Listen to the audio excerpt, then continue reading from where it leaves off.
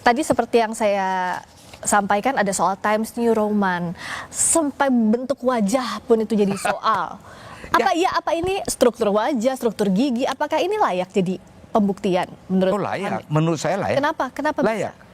Kalau memang huruf itu ternyata berbeda dengan yang lain, berarti ada pemalsuan. Struktur wajah. Kalau ternyata foto itu bukan wajahnya Pak Jokowi, gimana dong? Ayo. Kalau ternyata berarti palsu dong.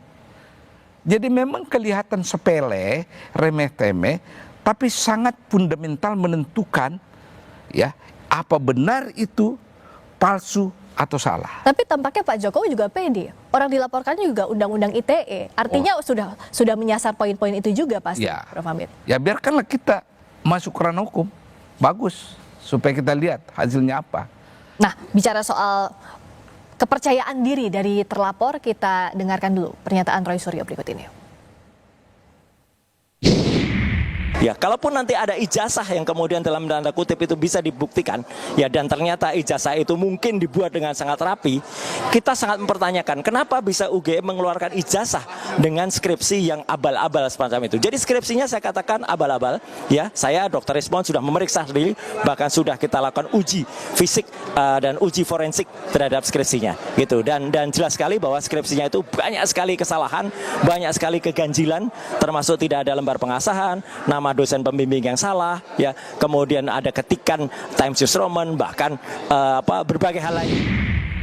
Tanggapannya Prof. Hamid nggak cuma soal ijazah, skripsi juga dibilang abal-abal kan? Dia kaitkan bahwa kalau skripsi kamu abal-abal, meskipun menurut saya itu dua hal yang berbeda ya, otomatis berarti ijazahnya palsu. Itu cara berpikir dia. Kalau saya berbeda, skripsi itu satu hal, ijazah itu hal lain. Tapi kawan-kawan Pak Suryo tadi itu menggabungkan bahwa kalau skripsimu abal-abal berarti juga ijazahmu abal-abal. Padahal belum tentu. Menurut Atau saya pasti? belum tentu. Kenapa bisa? Bisa Tolong saja. jelaskan. Ya, ketika dia buat skripsi abal-abal, penguji tidak tahu dan sebagainya dan seterusnya, dia lulus kan? Kemudian dia dapat ijazah, bisa saja. Nah sekarang yang kita fokus ini yang masuk ke ranah hukum kan adalah ijazah yang ditengarai bahwa itu tidak asli. Jadi artinya itu dua hal yang berbeda kalau Menurut bicara saya, soal dua hal skripsi yang dan berbeda. ijazah. Ya. Karena tadi yang dipersoalkan Mereka ini menggunakan dalil skripsi sebagai alat pendukung atas keyakinan mereka bahwa ijazah itu palsu. oh sebagai syarat kelulusan artinya Ya, begitu ya. ya. Padahal belum tentu. Ya. Karena di skripsi tahun yang sama, tanda tangan dosennya juga beda, Ya. lalu juga tidak ada lembar pengesahan, Ya. maka itu dikatakan skripsinya palsu. Nah. Ijazahnya pun demikian. Kalaulah misalnya ijazahnya ini asli, ternyata bisa dibuktikan juga bahwa skripsinya palsu, ya tetap ada pemalsuan di situ. Skripsi itu kan tetap pemalsuan. Sama dengan kasus yang di UI kemarin, itu tesis doktor kan, seorang pejabat. Oke, tapi pada saat dilaporkan ke polisi, artinya skripsi tidak perlu dibuktikan. Karena kan yang jadi soal, yang dilaporkan adalah soal ijazahnya, bukan Ya. soal skripsinya. Ya, jadi itu hanya alat pendukung untuk memperkuat alibinya bahwa ijazah ini bermasalah. Jadi dia semacam alat mendukung kepercayaan mereka bahwa ijazah itu palsu. Nah, kalau di sini Prof. Hamid melihatnya bagaimana posisi UGM? Karena UGM sudah ada klarifikasinya juga, Ya. mengatakan bahwa ijazahnya asli. Tapi publik masih ragu, apalagi yang kurang? Gini cara berpikirnya. Kenapa ada keraguan itu? Sekali lagi cara berpikir orang bahwa UGM itu, rektor UGM itu memihak ke Pak Jokowi. Itu cara berpikir orang ya. Kedua, Pratikno orang yang selalu membela Jokowi dan menjadi operator segala masalah yang berkaitan Jokowi. Ya, Anda sendiri tahu kan, adalah Pratikno, mantan rektor UGM. Sehingga orang menarik kesimpulan, terutama yang pro tudingan bahwa ijazah itu palsu, bahwa UGM mengikuti irama gendang keinginan Pak Jokowi menyatakan ijazahnya asli. Itu cara berpikir dengan cara menghubung-hubungkan antara fakta yang saya kemukakan tadi. Oke, tapi kalau kita challenge lagi, kan yang mengeluarkan ijazahnya dan ijazah yang dipersoalkan adalah Universitas Gadjah Mada. Ya. Jadi yang berhak mengatakan, misalnya salah satunya adalah ya UGM itu untuk menentukan itu Betul. asli atau palsu, betul diterbitkan atau tidak. Tetapi sekali lagi, kawan-kawan yang menuntut ini kan ada dalilnya juga kan, melihat kejanggalan-kejanggalan.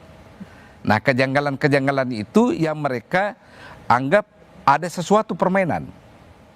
Ya, kejanggalan huruf lah, kejanggalan tanda tangan, kejanggalan foto. Jadi mereka pasti otomatis mengatakan Gadjah Mada juga tidak fair.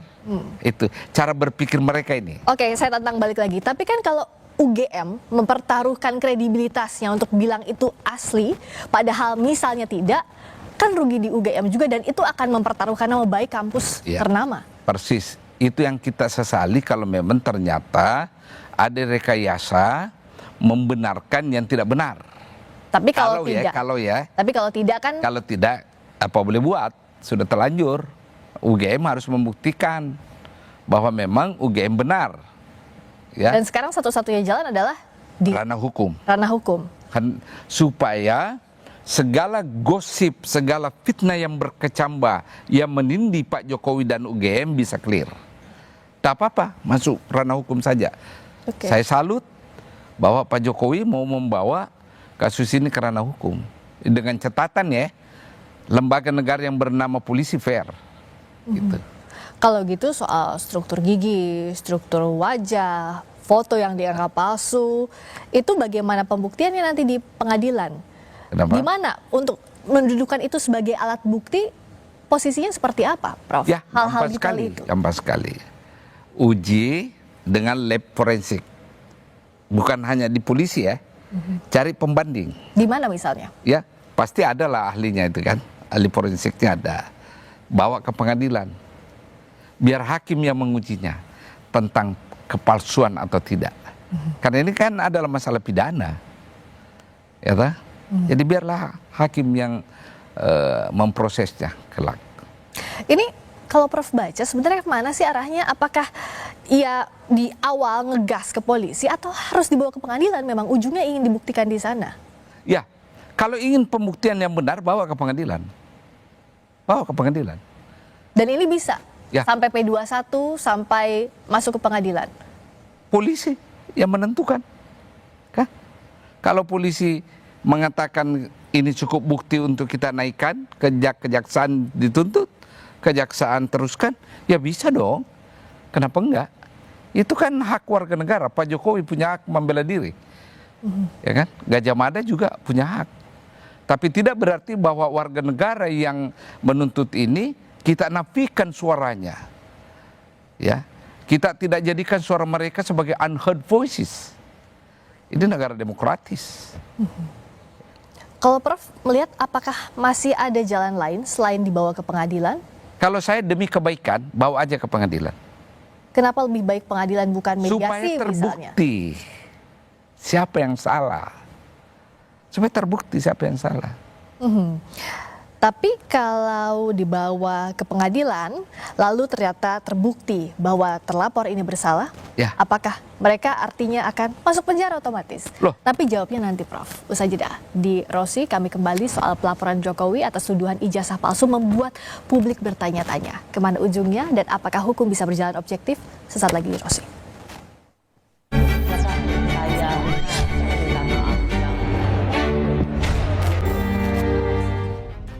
Tuduhan ijazah palsu perlu dibawa ke ranah hukum agar semuanya jelas dan gamblang. Bagus seorang pelapor harus membuktikan juga ijazahnya yang kita pertanyakan.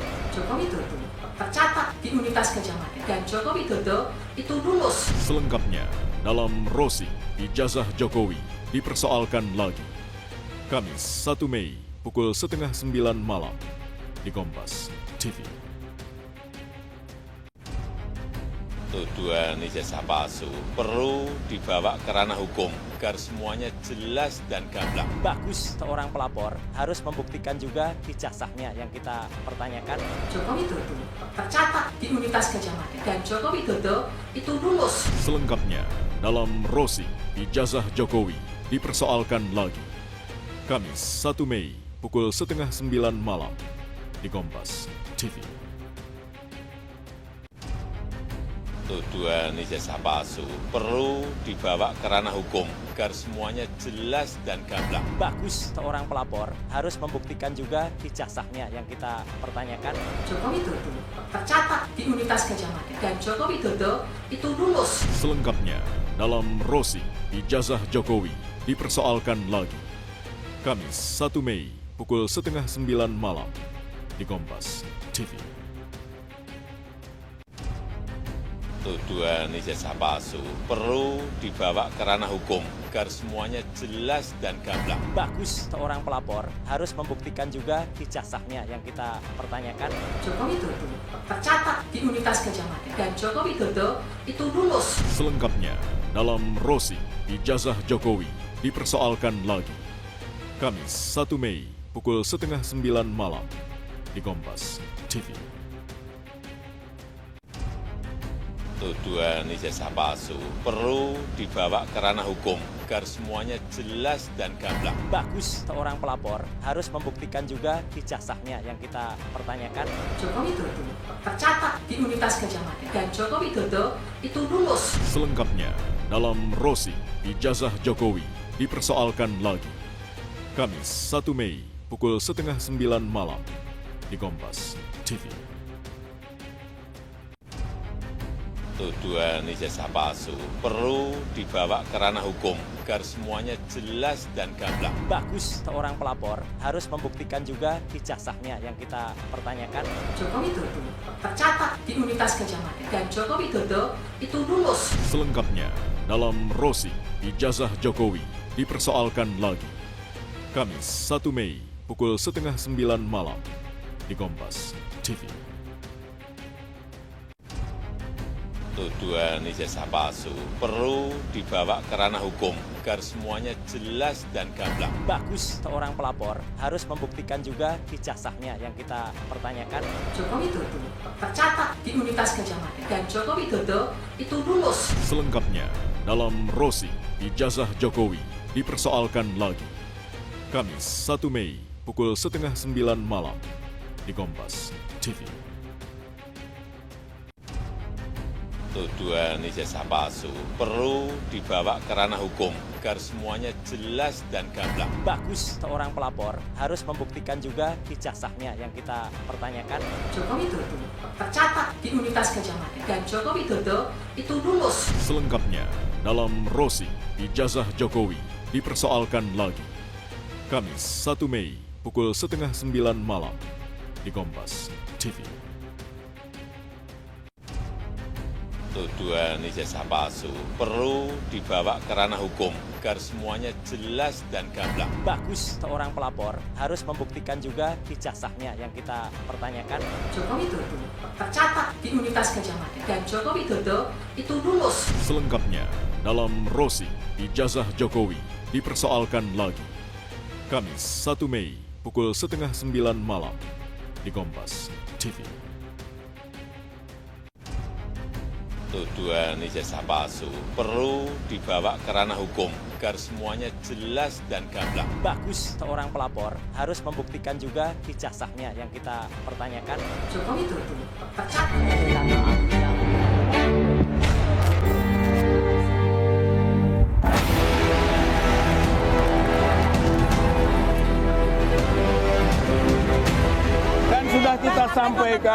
sudah kita sampaikan bahwa dari UGM tidak bisa menunjukkan ijazah. Ijazah hanya bisa ditunjukkan oleh pemilik. Oleh karena itu kita datang ke pemilik, gitu kan. Tapi ternyata pemilik itu sendiri tidak menunjukkan, bahkan mengembalikan kepada proses pengadilan. Yang disampaikan ke masyarakat oleh UGM itu kita ajak verifikasi. Kalau soal klarifikasi, ya tapi sumir.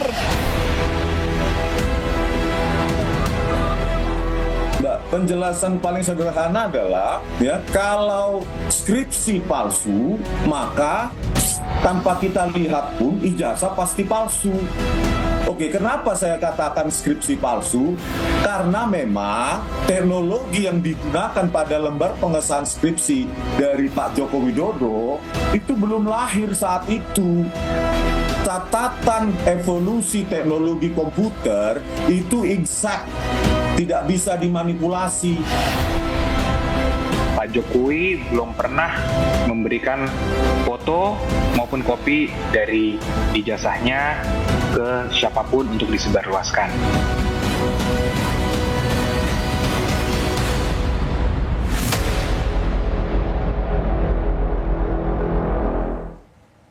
Masih di Rosi, pelaporan Jokowi atas tuduhan ijazah palsu yang menyeret sejumlah pihak membuat publik bertanya-tanya. Bukan soal ijazah semata, tapi bagaimana hukum bekerja ketika yang terlibat adalah mereka yang pernah di puncak kekuasaan. Saya masih bersama Prof. Hamid Awaludin, Menteri Hukum dan HAM 2004-2007 yang juga kolumnis Kompas. Prof, tadi Prof bilang bahwa ya satu-satunya jalan sekarang terbaik adalah diselesaikan ranah hukum sampai pengadilan untuk pembuktiannya. Tapi kalau kita teruskan misalnya, atau kalau kasus ini diteruskan sampai pengadilan, 310 KUHP maksimal 9 bulan penjara, 311 KUHP fitnah maksimal kalau ada delik ini terbukti 4 tahun penjara. Artinya kalau terbukti memang laporan Pak Jokowi unsur pidananya ada, masuk penjara dong terlapornya. Mas Roy sendiri mengatakan siap menanggung risiko. Artinya mereka ini tahu risiko perjuangan mereka untuk mengikuti jalan pikiran dan keyakinannya. Bahwa terbukti di pengadilan dia salah dan ada risiko penjara, ya that's hukum. Dan mereka siap. Itulah perjuangan yang menurut mereka apa yang saya lakukan ini adalah kebenaran. Harga kebenaran memang mahal. Kebenaran mahal. Dengan catatannya polisi dan jaksa harus fair. Ya, jangan menjadi kaki tangan memaksakan kasus ini. Kalau memang secara objektif, secara hukum benar untuk diteruskan, dipedusatukan, ya silakan. Kenapa enggak? Dan para penuding juga sudah siap. Mereka tahu risikonya kok. Ya. Ya. Jadi para penuding, kalau menurut Prof, siap dengan konsekuensi terberat yaitu penjara. Ya tentu. Pidana penjara. Dia sadar itu. Sadar. Ya, kalau dia tidak sadar tentu tekanannya tidak nancap gas terus kan, makin hari makin kencang gasnya, dan dia tahu resikonya. Ya, itulah sebabnya saya mengatakan bawa aja karena hukum sekalian. Apa boleh buat? Ini dengan apa harapan lembaga atau aparat negara berlaku fair. Oke. Jadi saya mau menegaskan lagi. Jadi ini adalah konsekuensi dari laporan Pak Jokowi soal pencemaran nama baik, fitnah, dan juga undang-undang ITE. Kalau ini bergulir sampai pengadilan terkait dengan ijazah palsu yang ditudingkan, berarti yang terberat adalah sanksi pidana itu akan diterima oleh para terlapor. Itu pasti akan didapatkan. That's the price. Itu harga dari perjuangan yang mereka yakini kebenarannya. Dan mereka siap.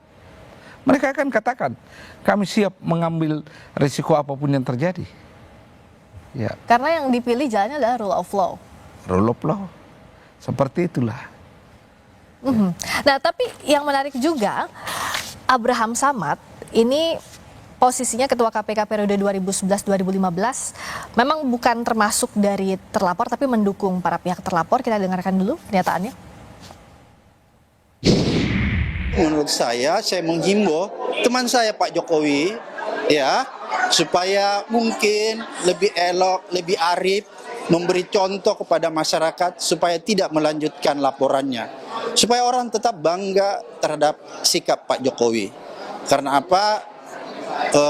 Mantan pimpinan yang bisa diingat itu ada legasinya.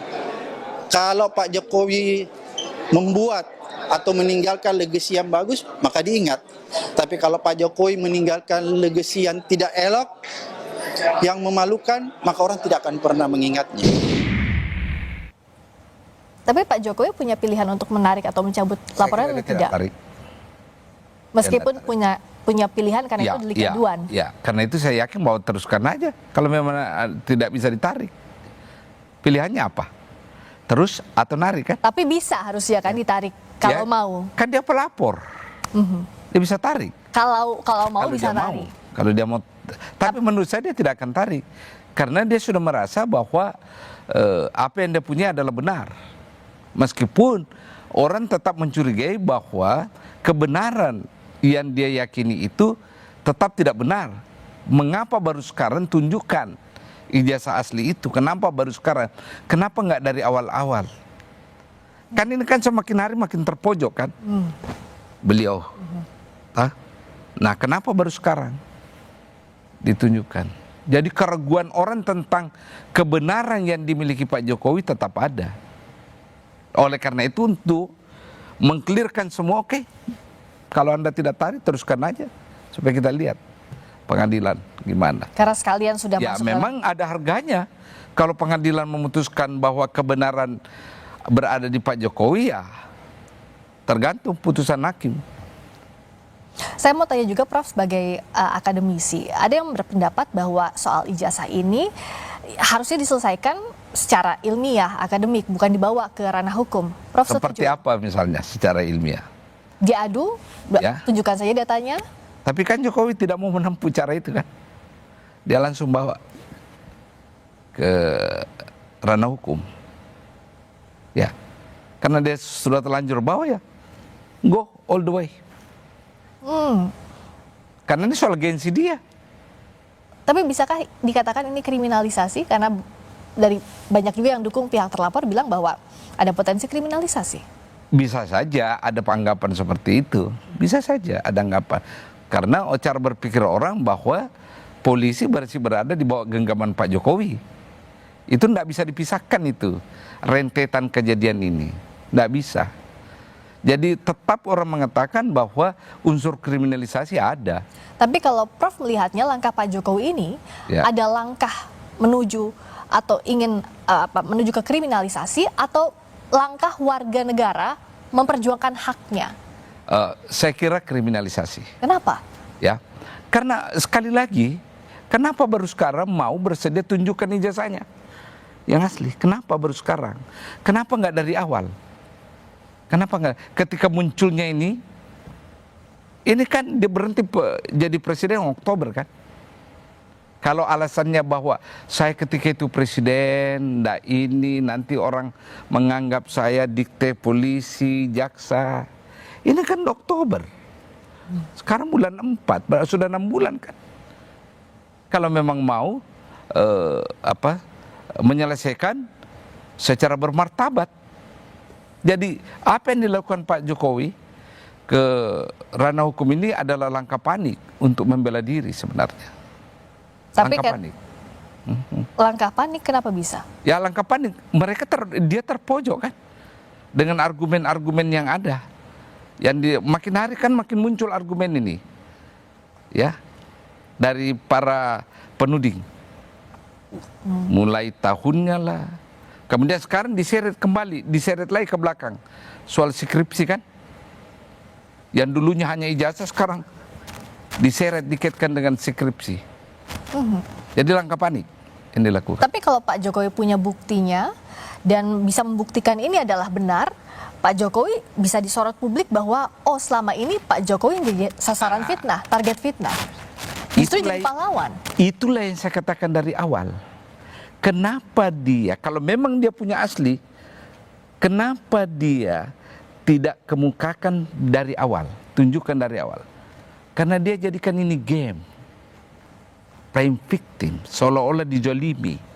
Lalu semua tudingan yang lain, pro-Cina, PKI, anti agama, itu dia asumsikan akan terhapus dengan membenarkan, membuktikan kebenaran ijazahnya. Tapi kalau jadi sasaran fitnah berarti betul dizalimi dong. Ya kita lihatlah di pengadilan. Kita tidak berada dalam posisi sekarang karena kita sendiri nggak pernah lihat aslinya ini. Tapi berarti bukan panik dong, master of the game, karena tahu bahwa akan memenangkan permainan. Master belakangan itu pasti dia yakin. Sekarang setelah ada klarifikasi dari Gajah Mada kan. Awal-awalnya kan belum ada klarifikasi dari Gajah Mada. Dia ngambang terus. Sekarang semakin terpojok kan? Jalan satu-satunya adalah oke, kita ke polisi. Tapi Anda melihat bahwa saat ini ya pembuktiannya harus secara hukum sampai pengadilan. No way out. Nggak mungkin dia tarik. Karena sudah harga dirinya kan. Nah gitu.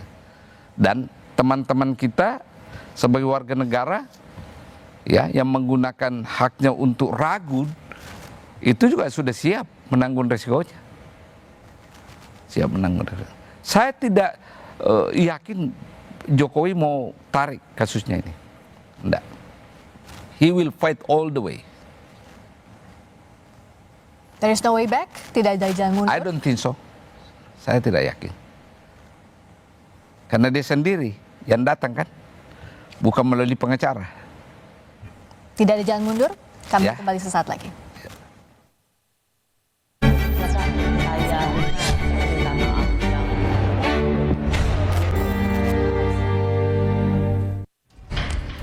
Tuduhan ijazah palsu perlu dibawa ke ranah hukum agar semuanya jelas dan gamblang. Bagus seorang pelapor harus membuktikan juga ijazahnya yang kita pertanyakan. Joko Widodo tercatat di Universitas Gadjah Mada dan Joko Widodo itu lulus. Selengkapnya dalam Rosi, ijazah Jokowi dipersoalkan lagi. Kamis 1 Mei pukul 8:30 malam di Kompas TV. Tuduhan ijazah palsu perlu dibawa ke ranah hukum agar semuanya jelas dan gamblang. Bagus seorang pelapor harus membuktikan juga ijazahnya yang kita pertanyakan. Joko Widodo tercatat di Universitas Gadjah Mada dan Joko Widodo itu lulus. Selengkapnya dalam Rosi, ijazah Jokowi dipersoalkan lagi.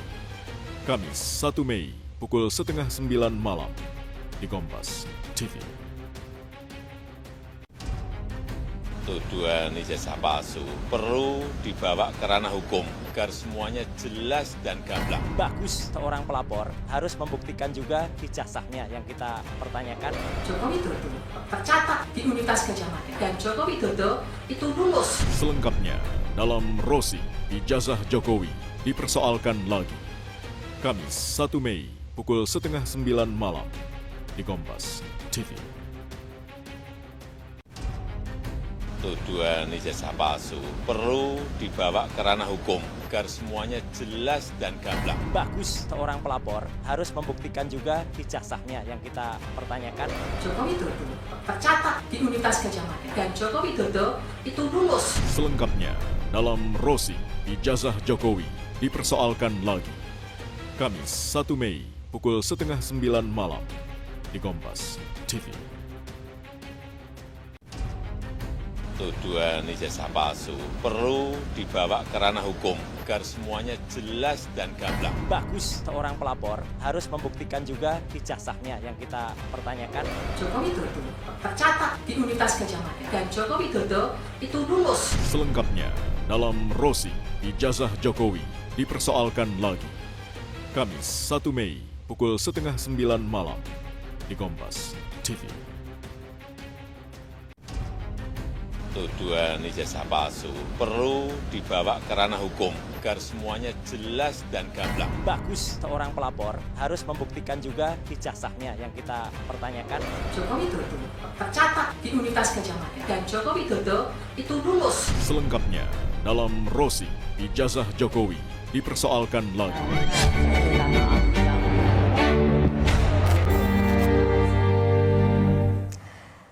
Dalam kasus tudingan ijazah palsu terhadap Presiden ke-7 Joko Widodo, satu-satunya jalan yang sekarang ditempuh adalah jalur hukum. Prof. Hamid juga tadi mengatakan bahwa tempuh sampai ke pengadilan. Artinya bisakah hukum ini menjadi panglima atau bisakah kita katakan bahwa hukum masih jadi harapan untuk mencari keadilan? Begini, Anda sendiri yang suka memuatkan di media. Sekarang terjadi mafia hukum kan? Pada tahun 80, saya mengambil satu mata kuliah namanya Hukum Dagang di Fakultas Hukum, mahasiswa. Hampir saya tidak sarjana hukum gara-gara hukum dagang. Ribet saya pahami itu. Setelah 40 tahun, usia saya sekarang segini, ya, saya berhadapan satu kenyataan namanya dagang hukum. Tetap saya tidak bisa memahami. Saya tidak bisa memahami itu hukum dagang. Sekarang saya tidak bisa memahami dagang hukum. Dan terjadi. Ya kan? Kalau kita lihat pemberitaan yang kawan-kawan pers kemukakan semua sekarang, bahwa di Republik kita memang ini terjadi besar keadilan. Hukum menjadi barang komoditi yang tunduk dengan mekanisme pasar, ya, supply and demand. Hakim kena berita, polisi, jaksa, semua kena kan? Sebagai lembaga ya, sebagai lembaga. Meskipun yang melakukan orang per orang, tapi pemberitaan kan memberitakan ketiganya ini. Ada kasus A, ada kasus B, ada kasus C. Terlepas persoalan kasus ijazah Pak Jokowi ya, terlepas. Memang terjadi seperti apa yang dikatakan oleh kawan-kawan media, bahwa terjadi mafia peradilan, ya. Ada pengacara, ya. Ada hakim, ada panitra. Semua lembaga hukum kita dan badan-badan yang berada di lembaga hukum kita ini kena masalah yang sangat negatif. Sogok menyogok, beli perkara dan sebagainya. Artinya memang hampir dikatakan legal system kita kolaps sekarang ini. Kolaps. Sistem hukum kita. Sistem penegakan hukum kita kolaps sekarang dengan berbagai kasus yang terjadi. Kalau kita lihat misalnya pengacara, kita dari kasus terakhir misalnya kasus suap hakim 60 miliar. Ya. Ada MS, ada J, Marcel Santoso dan Junaidi. Itu kan pengacara yang ternama, kaum terdidik. Ya. Bisa terjerembab saat dapat gelar doktor, dapat pujian luar biasa, tapi bisa masuk ke kubangan mafia peradilan. Itulah yang saya katakan tadi. Hukum sekarang jadi barang komoditi dan pelakunya macam-macam. Dia tunduk pada hukum penawar tertinggi kan, kayak lelang. Ini yang terjadi memang sekarang. Tidak mengenal dia doktor, akademisi, kampus ternama, sudah kolaps sistem kita. Dan tahu kenapa itu terjadi? Apa yang jadi soal? Saya berteori sedikit ya. Ada orang yang bernama Lawrence Friedman mengatakan, kalau Anda mau lihat hukum berjalan atau tidak, 3, hukumnya itu sendiri. Buat saya tidak ada masalah ini. Tetapi strukturnya, negara, lembaga-lembaga negara, itu yang kita percakapkan kan? Mulai jaksa, polisi, belakang ini hakim banyak disorot ya. Dan kulturnya, kultur itu banyak tabiat masyarakat kita. Tapi tabiat masyarakat kita yang tidak taat hukum itu karena pengaruh struktur, pengaruh kekuasaan yang ada. Dia hanya mengikut. Untuk bangsa Indonesia, masyarakat kita itu kan masyarakat yang mengikuti panutan kan. Kalau di atas berlaku curang, jangan pernah mengharap rakyat ini tidak curang. Beda di masyarakat lain. Kalau toh pemimpinnya curang, mereka tetap tidak curang. Kalau kita cenderung ikut pemimpin ya. Ya. Kalau pemimpinnya neko-neko, ya masyarakatnya kita ikut pemimpin yuk. Neko-neko, kulturnya. Kultur masyarakat kita ditentukan oleh panutan. Apa bisa beban itu dibebankan ke pemimpin semuanya? Faktanya seperti itu. Faktanya seperti itu. Mau bikin apa? Itulah sebabnya kenapa filosofi kita kan selalu mengatakan ingarso sung tulodo kan. Kita ikut pada keteladanan. Persoalan penegakan hukum dengan masyarakat, bentuk masyarakat Indonesia adalah persoalan panutan. When the leader is good, maka kultur masyarakat kita juga adalah good. Nah, kalau kita balik lagi ke sistem peradilan, orang-orang yang ada di dalamnya, tadi Prof. Hamid sebutkan ada hakim, ada pengacara di sana. Iya. Dari kasus-kasus terakhir misalnya, biasanya kan pengacara itu dan panitra ini jadi pintu masuk. Karena tidak bisa hakim berkomunikasi, bertemu langsung dengan yang berperkara? Tidak juga. Kenapa? Hukumnya begitu. Banyak hal terjadi. Saya kasih contoh ya. Tahun lalu, saya kebetulan mengurus Yayasan Sosial Jenderal Yusuf di Al-Markas. Kami sudah menangkan sampai di kasasi. Masukkan penjara itu orang yang mengklaim tanah yayasan, tanah Pemda ya, masuk. Mereka PK. Sebelum dikirim berkas PK kan dibuat majelis dulu kan. Anggota majelis yang mau mengirim berkas ini ke Mahkamah Agung untuk PK datang ke saya. Hakim loh. Dia tahu saya ketua yayasan. Dan hebatnya ditemani oleh jaksa yang membela perkara ini. Jaksa negara kan. Dan minta uang. Langsung. Jadi tidak benar itu bahwa hakim tidak berhubungan langsung. Begitu rusaknya sekarang hakim kita. Rusak.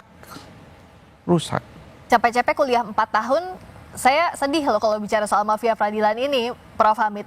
Nah, jadi bagaimana masih percaya terhadap sistem hukum? Sementara satu-satunya jalan yang bisa ditempuh saat ini, menyelesaikan banyak kasus adalah hukum, Prof. Itu yang saya sesali. Kenapa tiba-tiba komisi independen bernama KPK ini terbonsai secara sistematis? Dulu ada harapan kan? Ya toh? Yang menggulung banyak pengacara, hakim, itu kan KPK. Sekarang dengan posisi seperti ini apa bisa?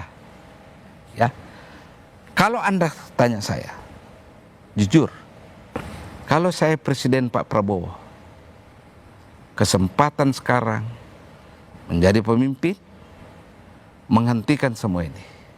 Caranya? Tegas saja. Dengan cara kasus-kasus besar, ya, proses terus, jangan hilang di tengah jalan. Kasih contoh. Kita mau spesifik, misalnya kita ambil sebagai unit analisa perkara kasus PIK yang sangat heboh kan, sampai ke mancanegara. Teruskan, panggil pemiliknya.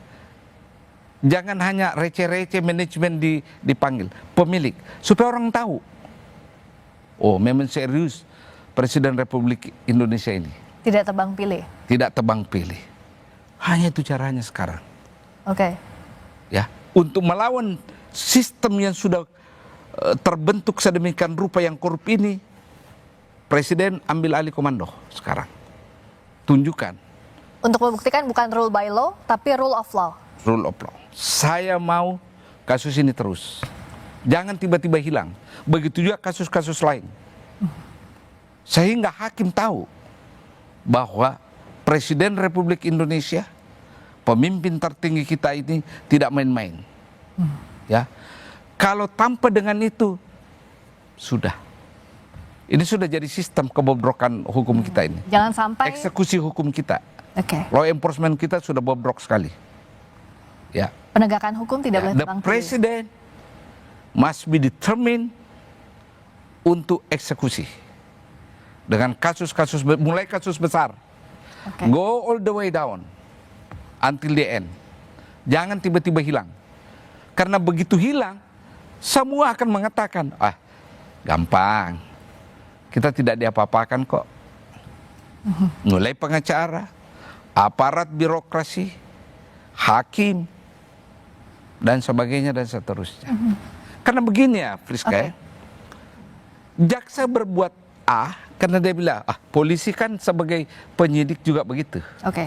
Nah, hakim yang berbaju hitam, masa kalian saja yang dapat, kami enggak? Ah, lalu pengadilan negeri, pengadilan tinggi. Jangan sampai jadi lingkaran setan dan tidak ada ujungnya gitu ya, Prof. Dan sekarang mafia peradilan tahu nggak modusnya? Dia tidak peduli kalah di pengadilan negeri, kalah di pengadilan tinggi. Dia tunggu level kasasi supaya kurang uang keluar. Ya. Dia bom di level kasasi. Itu yang terjadi. Ya. Ya, oke, sekarang ini. Jadi hukum harus tegas, tidak boleh tebang pilih. Oke gas, jangan omong-omong doang, gitu ya, Prof. Hamid Awaludin. Terima kasih sudah bersama di program Rosi. Makasih. Selamat malam. Malam. Terima kasih Anda telah menyaksikan program Rosi.